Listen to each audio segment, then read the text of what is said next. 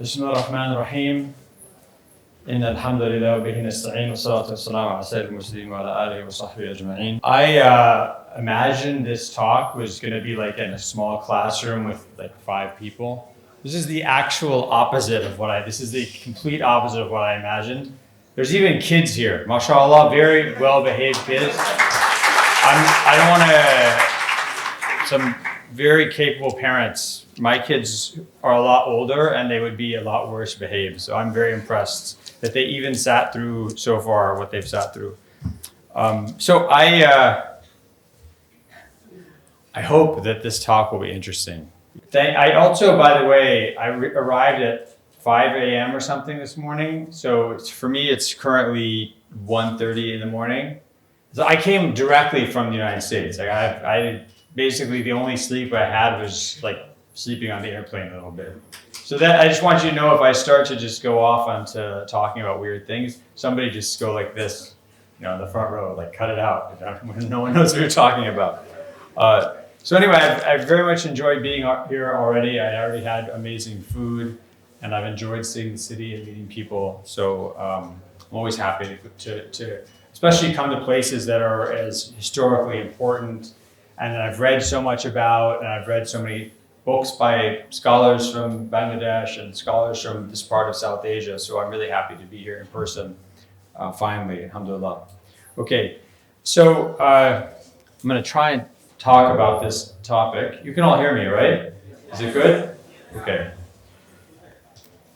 But there's a couple of, there's a lot of terms or ideas that are involved in these discussions that I think we have to discuss first. Because, not just because I think that they're kind of problematic or they're frequently misused historically, but because we frequently misuse them and kind of, or maybe use them carelessly today in our own discussions. And I think we really need to be careful about the words we use and what we mean by them, what kind of implications there might be. The first is to talk about, the notion of objectivity and subjectivity, the notion of the outsider, the kind of the objective outsider versus the subjective insider.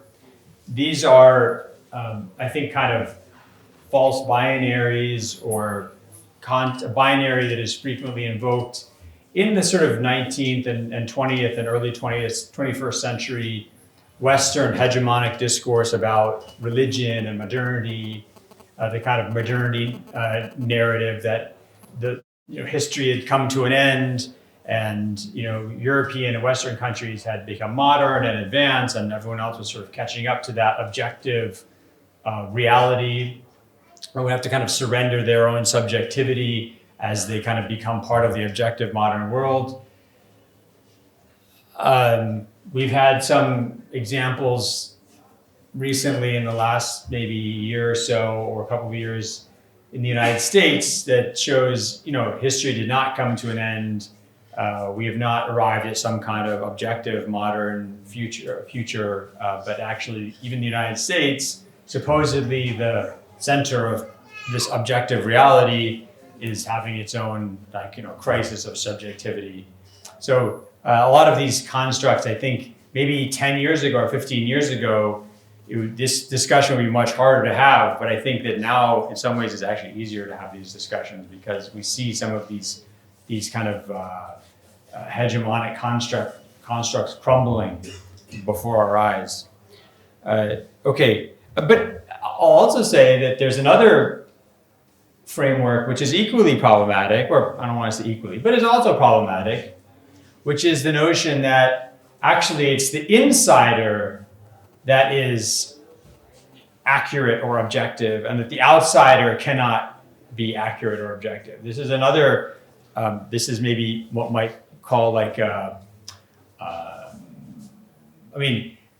its critics would call it woke. They'd say this is like a woke ideology. So we'll just, this is another perspective which is also present in this discussion about kind of East and West Islamic studies, which may also have its problems.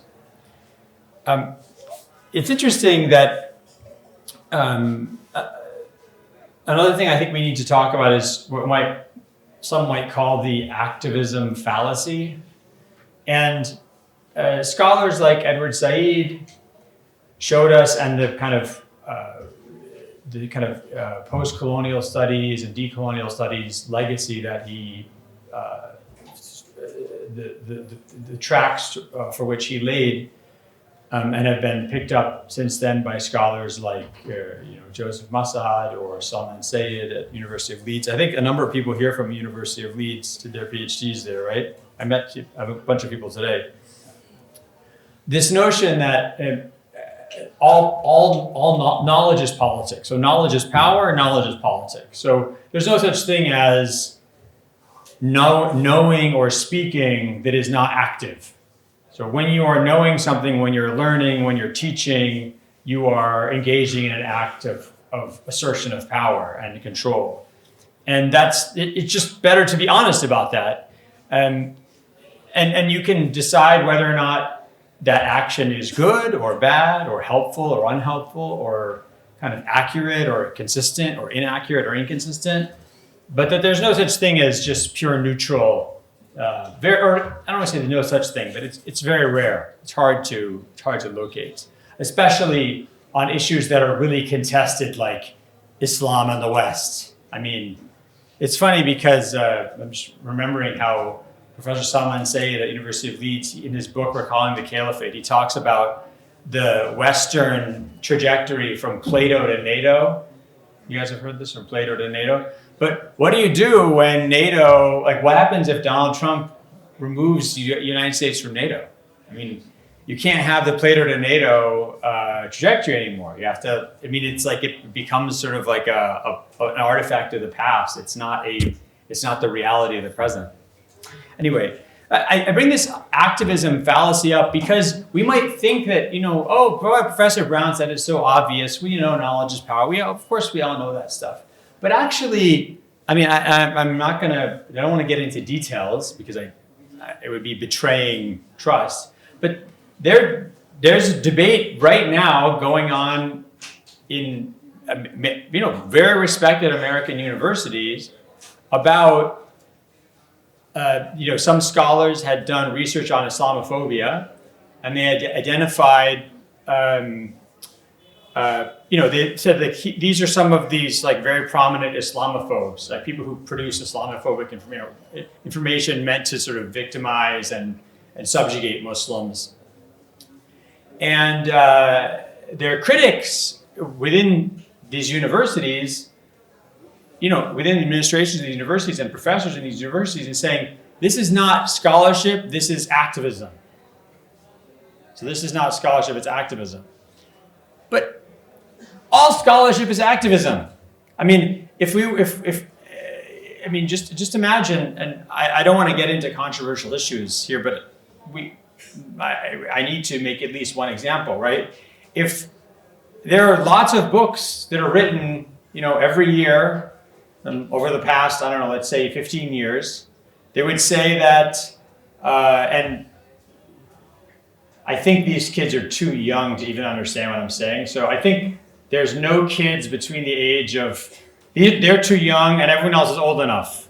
So I'm going to talk about some questionable stuff for like 1 minute. Is that okay? Yeah. All right. So, for example, you'll have like a book that will say that, I have discovered in my scholarship that in the beginning of Islam, it was actually okay to have, all these different, let's say, LGBTQ identities. Or in the beginning of Christianity, Jesus was fine with homosexuality or something, right? So this book's come out and everyone says, this is really interesting. This is fascinating scholarship. This is really terrific. And that's not activism?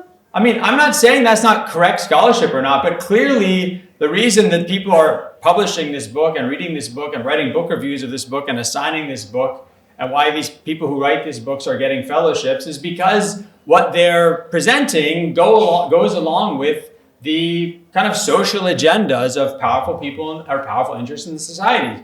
If you go, let's say it's the year 2005 or 2002 or even 2026, and there's two people, one person writes a book saying, in Islam, jihad means to be nice and just work on your own personal problems and try and, be a good person and things like that.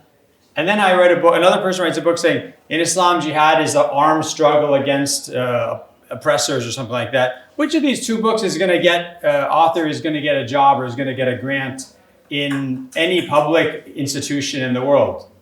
Obviously we know. So we know that it is on issues, especially issues that have any link to social, economically important, socially important, politically important topics. All scholarship is activist.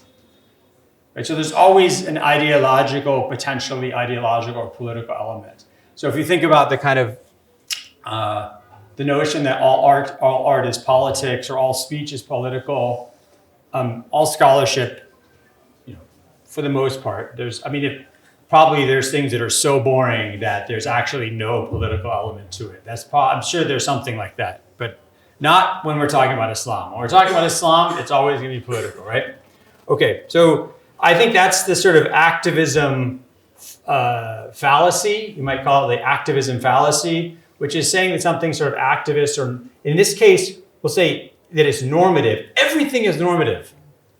A scholar who says they're not being normative is just trying to disguise the fact they're not being normative by saying that their understanding of normativity is the norm, is common sense, is unquestioned. It's like the background noise of our world. Okay. All right. So I would say that when we look at the kind of study of Islamic history or Islamic intellectual history or Islamic law or the origins of Islam over the past roughly 150 years, which is certainly in the West when kind of the modern study of Islam and the Islamic world really came into its own, roughly, let's say, the 1860s until today. You see kind of waves of interest and disinterest, acknowledgement and dismissal, engagement, disengagement with Muslims. And similarly, you see waves of Muslim interest and disinterest, engagement and disengagement with Western scholarship. But I'd say overall, in the past, let's say around 30 years, one might even, it's tempting because it's really hard to not just make myself the center of the world, in the sense that I would actually identify a lot of this stuff as starting in around 2010, but that's also kind of around the time I was a professor, so I can't tell if it was going on before that or if I just happened to be present. But I actually think that, at least in the United States, it does kind of begin in the late 2000s, around 2010, and there's a number of reasons for that. I would say that since then, since the late 2000s and early 2010s, there's really been a kind of a trajectory, a pretty consistent trajectory of increased engagement by identifying Muslims in the international study of Islam, and an increased engagement with and acceptance of those normative practicing Muslims by Western scholarship. Is that clear? That's a little bit. So I'd say there's a kind of trajectory of increased engagement with and by normative practicing Muslims in the global Western, mostly Anglophone study of Islam. So I'm going to try and explain why that is. Okay. First of all, it's really important, and I don't need to tell you all about this, but it's good to have some examples, which is we have to remember how deeply tied the study of Islam in the late 19th century was to European colonial activity, European colonial control. So William Muir, who wrote one of the earliest kind of Western academic studies on the biography of the Prophet Muhammad, he was not just I think he died in 1895. He was not just a very practicing and kind of proselytizing Christian. He was also a functionary in the British East India Company. And he wasn't just a functionary in the British East India Company. He was like a really active combatant in the 1857 war. So he was studying Persian and Arabic and Islam. His brother was studying Hinduism and Sanskrit.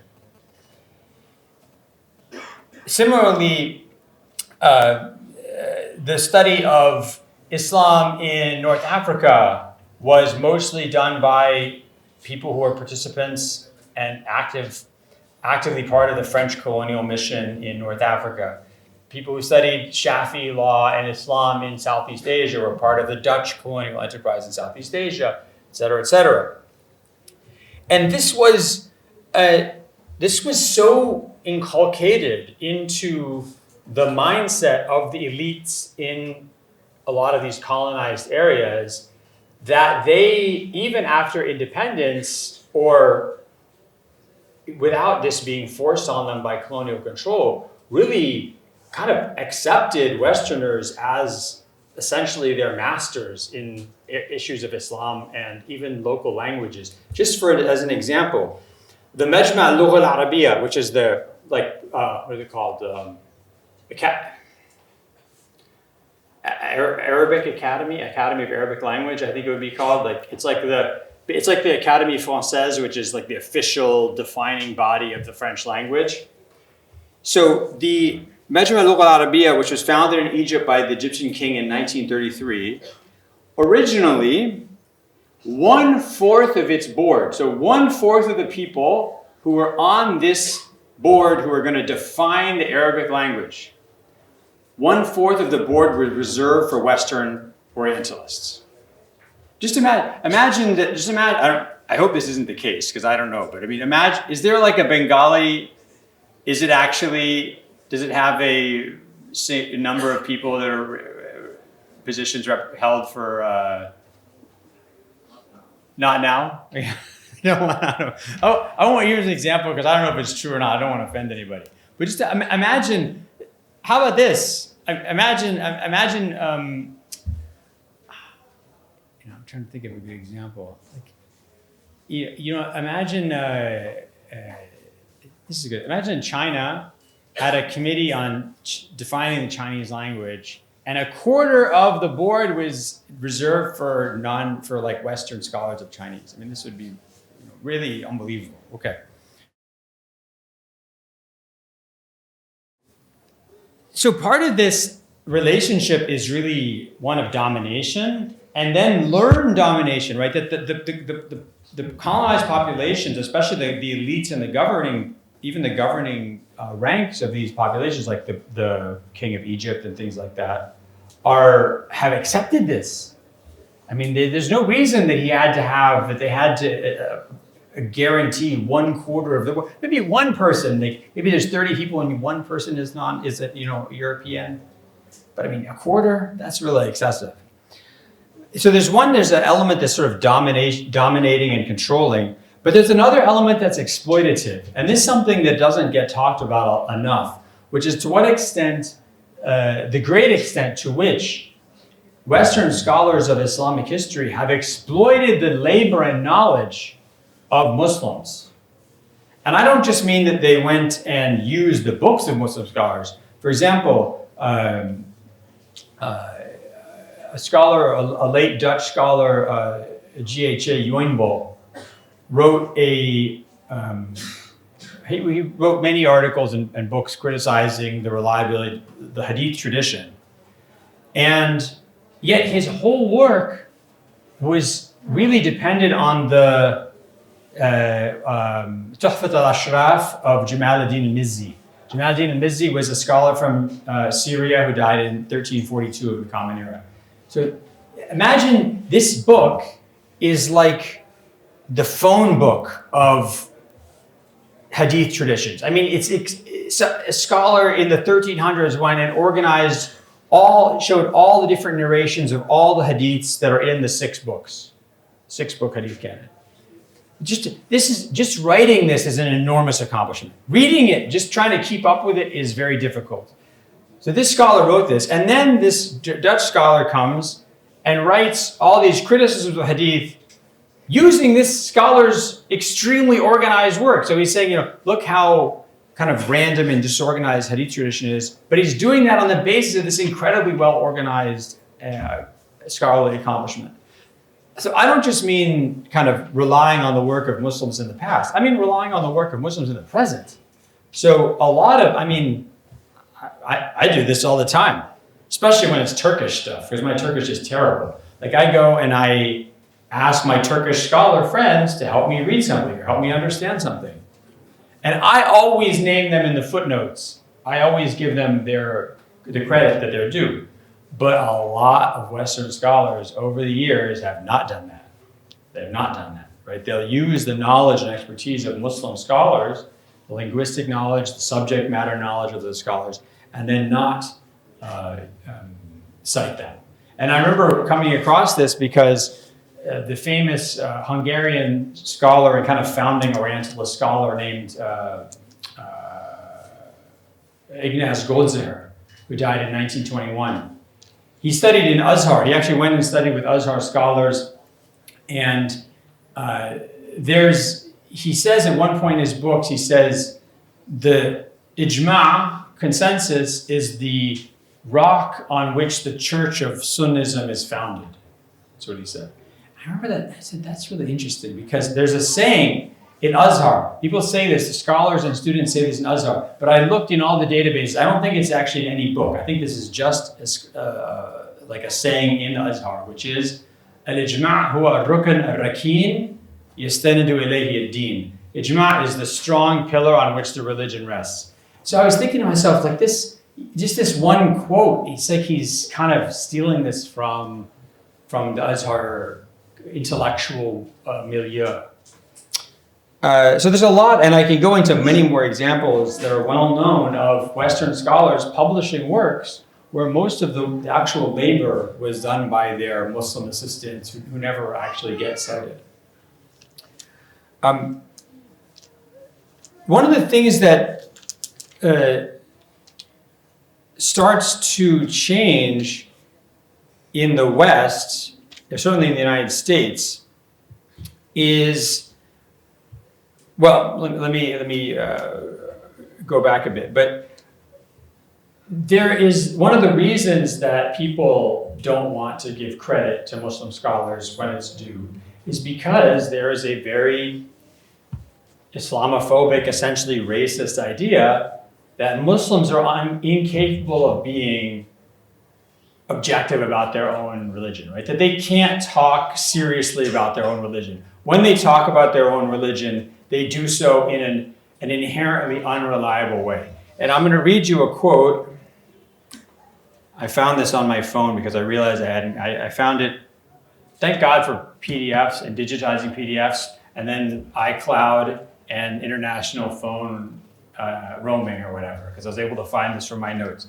This is from the speech in 2007 given by the late Danish famous Orientalist Patricia Krona. She died, I think, in 2014, if I'm not mistaken, 2015, 2014.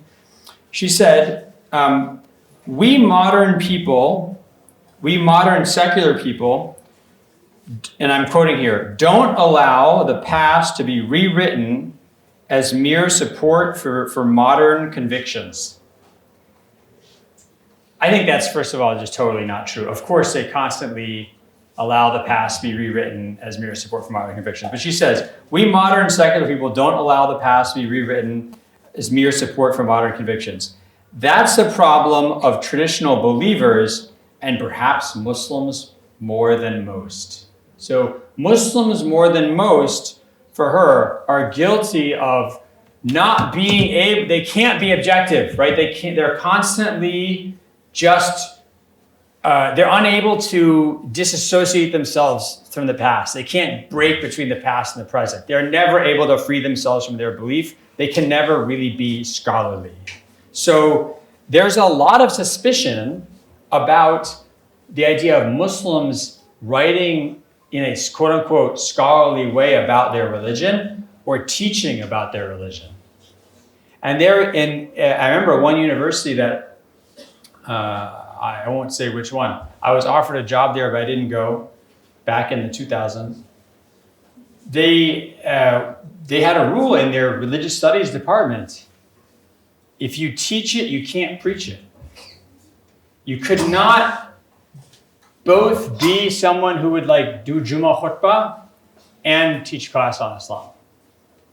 There's just this notion that you can't be a believer and a scholar at the same time. And to the point that when I was applying for jobs in like 2005 to become a professor, 2005, and that, I was so scared that people would know I was Muslim, and they wouldn't feel comfortable with letting me be a professor of Islamic history.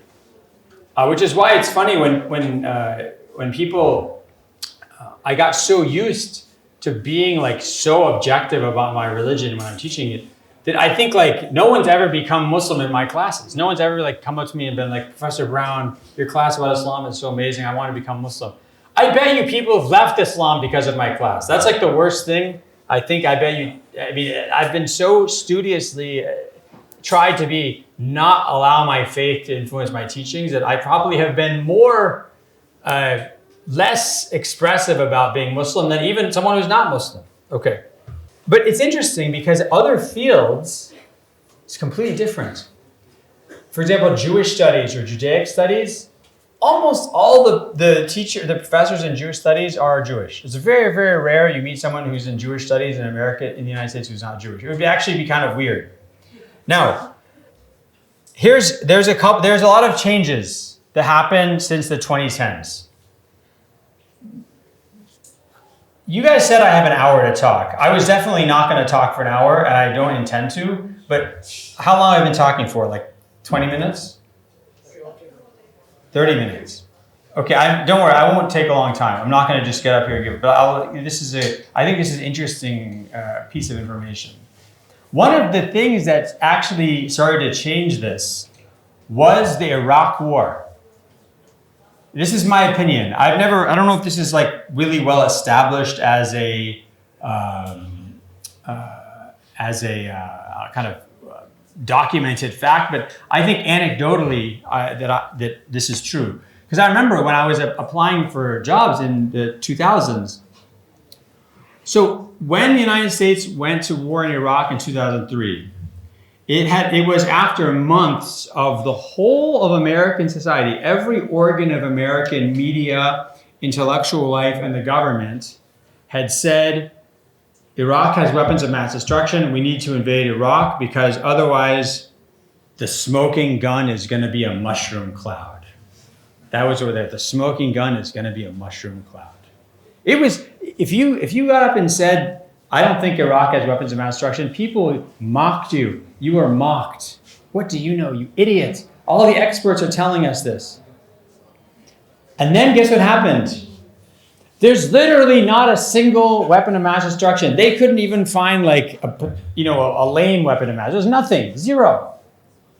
And there was a very interesting opening where there was suddenly a tremendous doubt in all these organs of expertise. The kind of objective scholarly bodies had proven themselves incorrect. By the way, if you remember, not that you guys sit around and follow American politics, but during Donald Trump's campaign in 2015 and 2016, when people would say, why don't you think Russia is dangerous? Why aren't you? He said, oh, you think Russia is dangerous because you listen to the experts, the same experts that told us there are weapons of mass destruction in Iraq, right? So this was tremendously discrediting to American kind of expertise. And in that opening, people were saying, like, we actually want, you know what, it turns out all these experts are wrong. We want to hear from other people. So suddenly there was like an opening of the kind of intellectual and discursive space to other voices that were previously marginal, like Muslims, for example. We want to hear what Muslims have to say. We've been listening to these expert non-Muslims. Let's hear what Muslims have to say. So this was actually one of the first times that I felt as a professor, I was welcome. My voice as a Muslim was welcome because these other authoritative voices had discredited themselves. Okay.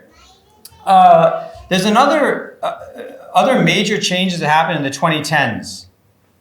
And we see in the 2010s until the present, a real influx of Muslim voices in the study of Islam globally, in the kind of Anglophone or Europhone study of Islam, and increased engagement with those Muslims and acceptance of them as participants. What are the roots? I think one is, I mentioned, I sort of just alluded to it, the progressive reaction to Bush era politics. Really a complete rejection of everything that the Bush era had been kind of militaristic, aggressive, not listening to critical voices, not listening to Muslims, right? There was a reaction, and part of that was listening to Muslims. We want to hear Muslims. We want to hear what Muslims have to say. The second was, sorry, I'm trying to read what I wrote. I wrote a note here, which was, I actually can't read my own handwriting. Good, I already talked about that.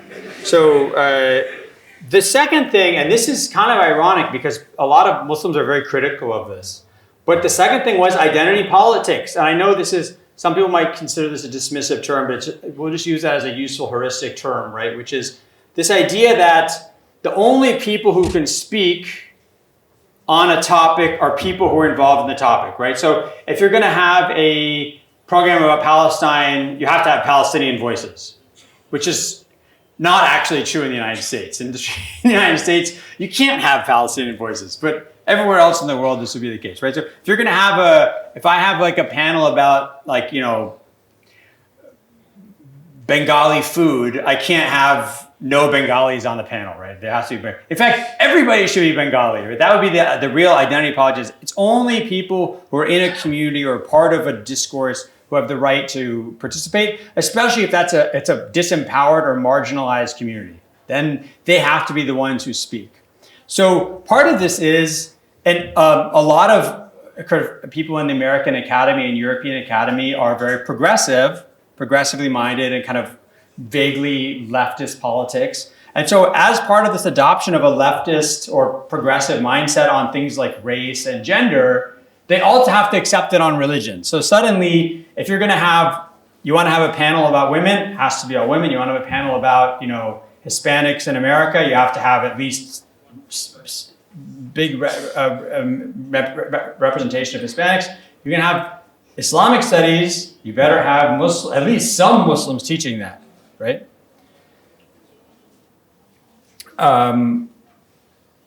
That's a big impact. The other thing that starts changing is Muslims are becoming a real demographic presence outside of Muslim countries. So places like the UK is like 6.5% Muslim. France, 10% Muslim. Germany, 8% Muslim. And so especially if you're in the UK, for example, there might not be a lot of interest in Christian studies or even Jewish studies. These might be suffering from the same waning interest as other areas of the humanities. But Islamic studies, boom, there's this huge Muslim population, second or third generation Muslim immigrant population, which is really interested in its background and its religion. So if you're interested, if you're a university and you are concerned about enrollments, this is actually a growth area for you. So suddenly you have lots of Muslims in the field. When I was in graduate school studying Islam, basically what would be called Islamic Studies, now it was called Near Eastern Languages and Civilizations. The PhD students that were there when I was there, most of them were not Muslim. But now I think as far as I know, you go to any Islamic Studies program in the US or the UK, this is again anecdotal information as far as I can tell. The majority of the people are going to be Muslims, because this is their life, right? It's completely natural. Who's going to go into an Islamic? You're going to get some random American guy. Maybe he's interested in Islam, but there's a random Muslim guy or girl. There's a strong likelihood that person is going to be interested in Islam. So it's just a demographic reality that many more of the people engaged in this scholarly pursuit of the study of Islam in the West, as there's a growing Western Muslim population, are going to be Muslims. And of course, those people then graduate and they become professors. And here's the thing. Remember I said before, if you teach, there's this kind of skepticism about Muslims being professors. Maybe if that person is like me, so in the academy, I'm a conservative Muslim. I'm borderline Attila the Hun conservative Muslim. I always tell people, you guys have got to go visit other places, because if you think I'm a conservative Muslim, you do not know what you're talking about. So I'm very conservative in the academy. Most professors who are Muslim and have become Muslim over the last 15 years, become professors over the last 15 years in the United States and Canada, they are actually much more liberal, much more progressive in their understanding of Islam. So they're products of the progressive liberal academy. So they're not suspect, right? Their understanding of Islam accords with the general overall, prevalent liberalism and progressivism of the academy. So they're not suspect in their Muslimness, because their Muslimness is kind of passes the smell test of academic propriety in a way, right? Two final things that have enabled not just more Muslim participation in the global study of Islam in European languages, but also increased engagement with Muslims, which is moving beyond the origins issues. So for a long time, the major topic of Islamic studies, or at least a major topic, was the origins of Islam. Are hadith reliable? How did Islam start? The early Islamic period, right? And we don't have a lot of contemporaneous evidence for this. So a lot of it is very speculative. People are bringing in their beliefs, either their Western skeptical beliefs or their Muslim fideistic beliefs or whatever. But as Islamic studies starts to open up and you get more people studying, Mamluk hadith commentaries and Mughal era Sufism and Ottoman court practices and things like that, anybody can do that. It doesn't matter if you're sitting and studying, whether or not, Ibn Hajar's book he wrote about hadiths on deeds that will make God forgive all the sins you've committed. A Muslim and a non-Muslim are going to have the same approach to that book. It's about, did Ibn Hajar write this book? Yes, he wrote that book. Okay, what's in the book? What does he say? Things like, who's Ibn Hajar? None of this is debated. This is all textually evident. There's no faith element, or at least there's not really an evident faith element. So there's not really a difference between a Muslim scholar and a non-Muslim on this anymore. Maybe a Muslim scholar would be slightly more inclined to think charitably about Ibn Hajar's decisions, but you could also find non-Muslim scholar with the same kind of non-cynical attitude towards someone in the 15th century. Finally, the last thing is that scholars who are previously just living in a Darul Uloom or Madrasa environment have learned how to write in the language of Western Academy. And that's not about quality. It doesn't mean that they're smarter or being more objective. It just literally means a different writing style. It's like writing, satire versus kind of love poetry. It's like when you read a sports, do you guys like sports? People like cricket or whatever? So, people write cricket. Oh, so-and-so, the wicket was sticky. He hit 3 spinning thingies, things like that. They probably write about stuff. They have certain words they use, certain language. It's different than you write about, science experiments or something. It's just a different writing style. You just have to learn how to write in a different writing style, different tone, different lexicon. And a great example of this is my friend, and I picked him because, one, he's a great example, and two, he's Bengali originally. His family's Bengali. Is Mufti Muntasir Zaman, who wrote this book. I did the afterword, right? This is Rais's book. So Mufti Muntasir Zaman, product of Darul Ulooms, an amazing scholar, mashallah, amazing. Hafidhahu Allah, kathar khayruhu. This is he's younger than me, just a terrific scholar. He lives in Dallas, Texas. And he wrote this book, The Height of the Prophet Adam, at the Crossroads of Science and Scripture. And this is a fascinating book. It's a book written by a believing Muslim for believing Muslims, but really written with an academic rigor. Something that can be both like in the academy and in the kind of Muslim world. And so he writes books like this. He also has written in the leading journal of Islamic legal studies in the West, the leading secular journal of Islamic law and society, which is called Islamic Law and Society. He's published in that. He didn't publish an article on whether or not a hadith is true or not. He wrote an article on the publishing of Sahih al-Bukhari in British India in the 1800s by Sheikh Saharanpuri, who died, I think, in 1829. Somebody look up, what year did Maulana Saharanpuri die? The one who did anyone want to look that up for me? Look it up for me. What year did I don't want to make a mistake. So this is a really good example of precisely what I'm talking about, which is someone who's now a practicing Muslim, Maulana. He wears a turban walking around Dallas. He teaches in Qalam Seminary, mashallah.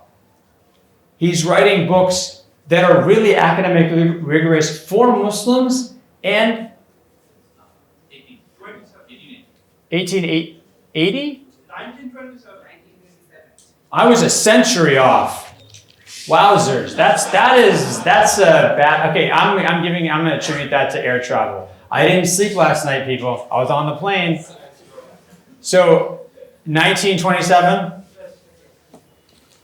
My God. Well, anyway. So that's I'll close with that, which is someone like Mufti Muntasir, Hafidhahu Allah, MashaAllah, Barakallah fi, is a terrific example of this. Someone who is writing as a Muslim, impacting the Muslim community, taken seriously by non-Muslim scholars, writing in non-Muslim academic journals as well.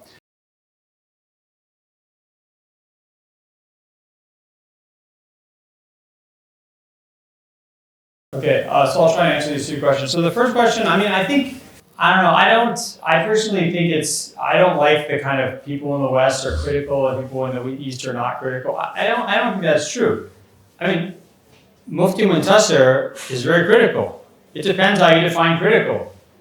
Someone like Ibn Hajar al-Asqalani is very critical in some ways and not critical in other ways. Western scholars are very critical in some ways and not critical in other ways. I would say that I would actually shift the kind of lens of appreciation slightly. I would say that if you went and you grabbed 1,000 professors out of America, just random American colleges and universities, most of them are not going to be very impressive scholars. Some of them, I think that there's so much written about Islam in the Muslim world that, a lot of the material is not good. It's just regurgitated pablum, right? You're going to get a small amount of extremely high quality material. It's just harder to find that and locate it.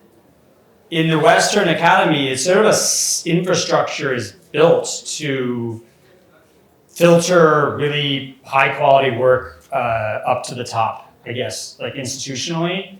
So it's a lot easier to identify that. I think one of the things that's changed, that's made it a lot, this kind of unified Western and Eastern Islamic studies a lot more in the last 10 years, is things like, PDFs online and great search engines. So now you can, there's like, for example, the journals that you guys were giving me today from your universities, like someone might not even know those journals exist. So now you can do searches online that will not only find that stuff that you wouldn't even know existed before, it will give you digital access to that, even if it's illegal digital access. And let's say I can't read Bangla script, which I definitely can't. I could even Google Translate that and get an idea what the person's saying. So there's a real ability to appreciate. And so I think there's a lot more communication between kind of Anglophone or Europhone languages and Muslim languages. And people are realizing that there actually is a lot more critical and high quality stuff out there which no one knew existed, or at least people outside those scholars' surroundings didn't know existed. About non-Muslims, I think that people's perspectives can be really valuable. People who are outsiders can see things and appreciate things that insiders just don't think about it, or they don't take it. They take it for granted, or they have. I remember, I had a student very early when I was teaching, and I was teaching about hadith, and I was talking about how the companions of the Prophet ﷺ, who are actually transmit the most hadith from him, are not the ones who knew him for a long period of time. They knew him for only a few years. And they were young, especially Ibn Abbas, Ibn Omar. They were relatively young when he died. And one of the students is not Muslim. He said, yeah, it's kind of like grandchildren. They get really interested in their grandparents. Like, I go and I ask my parents, tell me about my grandparents, tell me about my grandparents, right? So they start to they're more interested in this person that they didn't know very well. They want to collect all this stuff about them. I thought that's a really good insight. So sometimes people, when they have an outsider's perspective, they can see things, or they have an analytical framework that can be really useful. It's just a different perspective, and it can be very useful. And the last question about, what should you do in Islamic studies? I don't know. I think it really depends on what your interests are. But I would say that, especially if you come from, let's say, a Bangladesh or Bengali background, there's a lot of Muslim life or Islamic thought in South Asia that's not really studied enough. And so, there might be great books on Islamic, legal thinking in Arabic, or even in a Persian or Urdu language, South Asian tradition, but maybe there's not that much in Bangla language, or in university life in Bangladesh or something. So I think especially if you come from a background where you have linguistic ability other people don't have, it's relatively, although as you said, there's 200 million people, Bangla speaking Muslims in the world. Is that what someone said right there? It's actually a large group, but it's relatively geographically niche. A lot of people don't have access to that. So you have the ability to kind of communicate to other people things that they might be interested in. Just thinking of women's self-help groups, or Islamic law and women's hygiene or something. All these things people are so interested in, but if they don't have access to specifically Bangla language or society here, they just can't access it. I won't mention the topic because I don't want to get in trouble, but it's not about Bangladesh, it's about Indonesia. There's a super interesting topic about women in Indonesia, which I don't think anyone's written about because nobody has access to this information. And if someone's a Muslim woman in Indonesia and they wanted, they could compile all this information, they could write about it and make a huge contribution to global understanding of super important topics. So I think that to look at what you have to offer the broader world scholarly community and then try and use that. Jazakumullah khair. Thank you very much. Oh.